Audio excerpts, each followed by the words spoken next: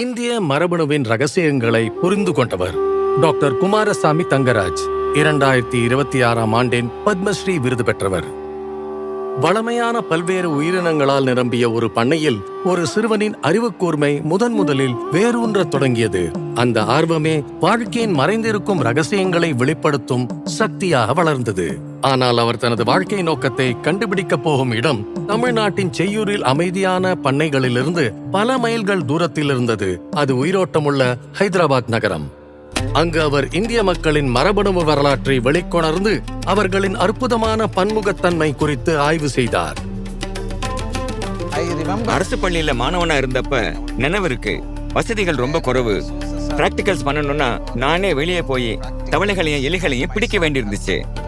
நான் சென்னை பல்கலைக்கழகத்துல PhD முடிக்கிறதுக்கு முன்னாடியே செல்லுலார் மற்றும் மாலிக்யூலர் பயாலஜி மையத்துல என்னுடைய பயணம் 1993லயே தொடங்கியது. என் டீமும் நானும் முதல் முறையா அந்தமான் பழங்குடிகள் சுமார் 65,000 ஆண்டுகளுக்கு முன்னாடி ஆப்பிரிக்காலிருந்து வெளியில போன முதல் நவீன மனிதர்கள் என்பதற்கான மரபணு ஆதாரத்தை கண்டுபிடிச்சோம். இதுதான் முதல் முக்கியமான மைல்கல்னு சொல்லலாம். உலகம் அவரை கவனிக்க தொடங்கியது. விரைவில் ஹார்வர்ட் மெடிக்கல் ஸ்கூல் மற்றும் கேம்பிரிட்ஜ் போன்ற முன்னணி கல்லூரிகளிலிருந்து நிபுணர்கள் அவருடன் இணைந்து பணியாற்றும் நோக்கில் வந்தனர். அவரது தொடர்ந்த ஆய்வுகள் நம்மிடையே வேறுபாடுகள் இருந்தாலும் அனைத்து இந்தியர்களும் ஆழமாக இணைந்தவர்கள் என்பதை வெளிப்படுத்துகின்றன. அது பகிர்ந்த மரபில் உருவானது, வேற்றுமையில் ஒற்றுமை என்ற கருத்தை உறுதிப்படுத்தியது. இந்திய மக்களுக்கே உரிய மறைமுக மரபணு நோய்கள் குறித்து அவர் மேற்கொண்ட ஆராய்ச்சி வருங்காலத்தில் இந்தியர்களில் மரபணு நோய்கள் ஏற்படுவதை தடுப்பதில் முக்கியமானதாக இருக்கும்.